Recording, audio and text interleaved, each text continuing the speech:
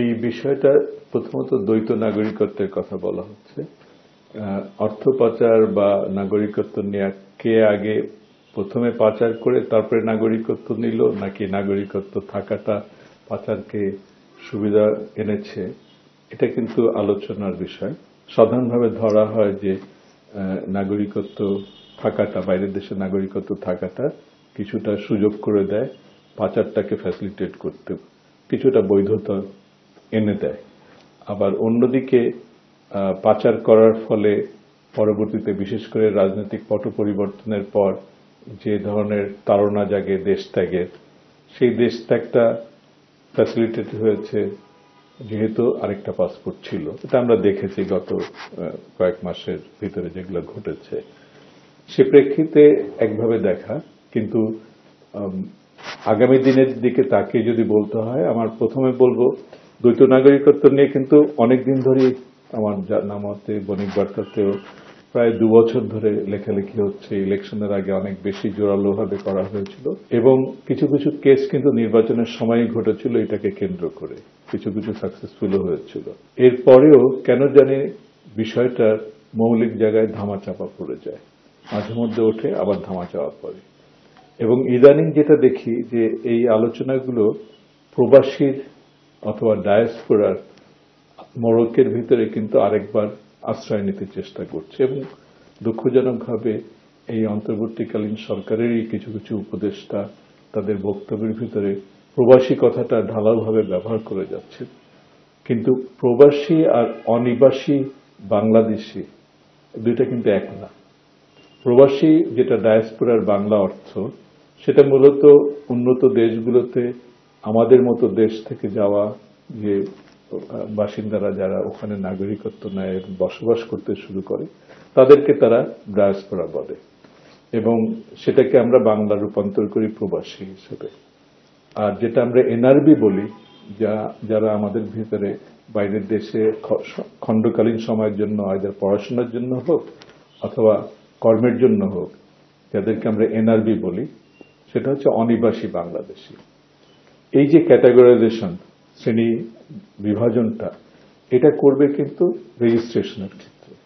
অর্থাৎ আমি আজকে নাগরিকত্ব, আমার যদি বাংলাদেশি নাগরিক হই, তাহলে কোথাও না কোথাও আমি নথিভুক্ত হচ্ছি, যেটা আমাদের সিস্টেমের ভিতরে জন্ম নিবন্ধীকরণ, পরবর্তীতে এনআইডিতে রূপান্তর হওয়া।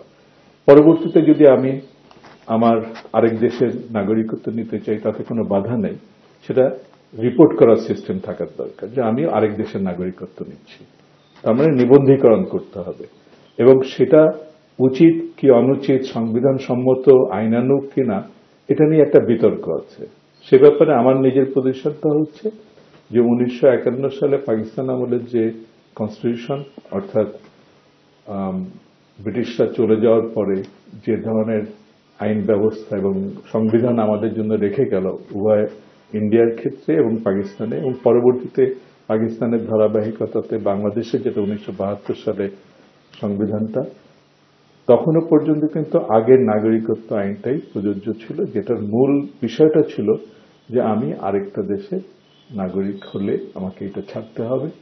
আবার অন্য দেশের নাগরিক থাকা অবস্থাতে যদি আমি আবার দেশে কোনো দায়িত্বশীল কাজ নিতে চাই, তাহলে আমাকে অবশ্যই সেটা আইনানুগভাবে পরিত্যাগ করে তার ডকুমেন্টেশন থাকতে হবে, সেটা দেখিয়ে আমি মেম্বার হতে পারবো পার্লামেন্টের বা জাতীয় জিনিসের। ওই দিক থেকে দেখলে আমি বলি যে যতদিন না পর্যন্ত নতুন কোনো নাগরিক আইন তৈরি হচ্ছে, ততদিন পর্যন্ত সেই আগের সংবিধানের ফলো করলে পরে দ্বৈত নাগরিকত্বের কিন্তু কোনো স্থান নাই। এটা হচ্ছে আমার বোঝাতে। কিন্তু অনেকে এটা থেকে ভিন্ন মত পোষণ করে। আমি ওপেনলি জানতে চেয়েছি, যদি কেউ ভিন্ন মত পোষণ করে তাহলে তাদের ভিত্তি নিয়ে আসার দরকার, এবং সাংবিধানিক আইন নিয়ে যারা কাজ করেন তাদের এই ব্যাপারে মত দেওয়া উচিত। দ্বিতীয় যে দিকটা তুলছিলাম, যেটা বললাম যে আসলে এই পুরো আলোচনাটাকে বাইপাস করার চেষ্টা চলছে প্রবাসী নামটা চালু করে দিয়ে। এবং আগের লেখাগুলোতে আমি বলেছি যে আসলে যারা কিনা এফসিবিওস, অর্থাৎ বিদেশি নাগরিকত্ব নেওয়া বাংলাদেশ বংশোদ্ভূত ব্যক্তিরা, তারা, আমি ইংরেজিতে বলি foreign citizens of Bangladesh origin, এই গ্রুপটা কিন্তু এনআরবির সকল কৃতিত্ব জোর করে নিজেরা নিয়ে সেটার থেকে লাভ করতে চেষ্টা করেছে।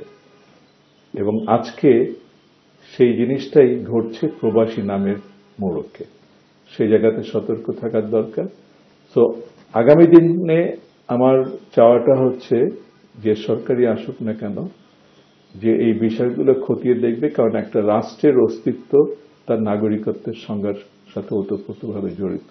রাষ্ট্রের দায়িত্ব নাগরিককে যদি আমি সুচিহ্নিত সঠিকভাবে চিহ্নিত না করতে পারি, তাহলে রাষ্ট্রের সাথে নাগরিকের সম্পর্কটাকে আমি কি হবে কি হবে না, দায়ী দায়িত্ব কতটুকু, যে অন্য দেশের নাগরিকত্ব নিচ্ছে তার প্রতি শুভেচ্ছা জানিয়েই বলবো সে আরেক দেশের সরকারের প্রতি বশ্যতা স্বীকার করছে, এবং সেখানে যায় কিন্তু কম্প্রোমাইজ করার কোনো সুযোগ নেই। আজকে পৃথিবী আগের মতো অত উদার নয়, এবং এর নমুনা আমরা দেখতে পাবো আগামী দিনে অনেক বেশি ভাবে। এই জন্য আমাদের নিজেদেরকে সতর্ক হওয়ার জন্য নিবন্ধীকরণে স্পষ্টতই, এবং এটা ডিস্টিংশন টানা কথাটা এখানে প্রযোজ্য, কে নিবাসী বাংলাদেশি, কে অনিবাসী বাংলাদেশি, কে অন্য দেশের নাগরিকত্ব নিয়ে প্রবাসী, এটা আলাদা জিনিস, এবং কে বিদেশি এখানে নিবাস নিচ্ছে, এগুলো অনেকগুলো ক্যাটাগরিজ গুলো। তো নিবন্ধন প্রক্রিয়ার ওই যে রাষ্ট্রীয় যন্ত্রটা, এটাকে শক্তিশালী করা, তথ্য ভান্ডারকে শক্তিশালী করা, এবং খুব দ্রুত আইডেন্টিফাই করতে পারা, তখন মানুষ এগোতে পারে আইন কার জন্য কি, কোন জায়গায় রিল্যাক্স করব, আমি যারা প্রবাসী তাদেরকে আমি কর্মক্ষেত্রে কতটুকু অ্যালাউ করব আর করব না, তাদের প্রতি কর কি আরোপ করব না, আর যারা এখানকার, আমি একজন প্রবাসীকে কি আমি ঋণ দিব নাকি আমি ঋণ দিব না, ব্যাংক ঋণ নিয়ে এগুলো কিন্তু কিছুটা বিচার মহলে উঠছে, এবং দেখা গেছে যে খুব একপেশে এগুলো চলেছে। কারণ আমাদের সমাজের, শিক্ষিত সমাজের যাদেরকে আমরা বলি যে এলিট গ্রুপ, তাদের একটা বিরাট অংশ নিজেরা এই ঘোরপাকে খেলে নিজেদের ব্যক্তি স্বার্থটা রাষ্ট্রীয় এবং আমাদের জাতীয় স্বার্থকে ক্ষুণ্ণ করে বসেছে।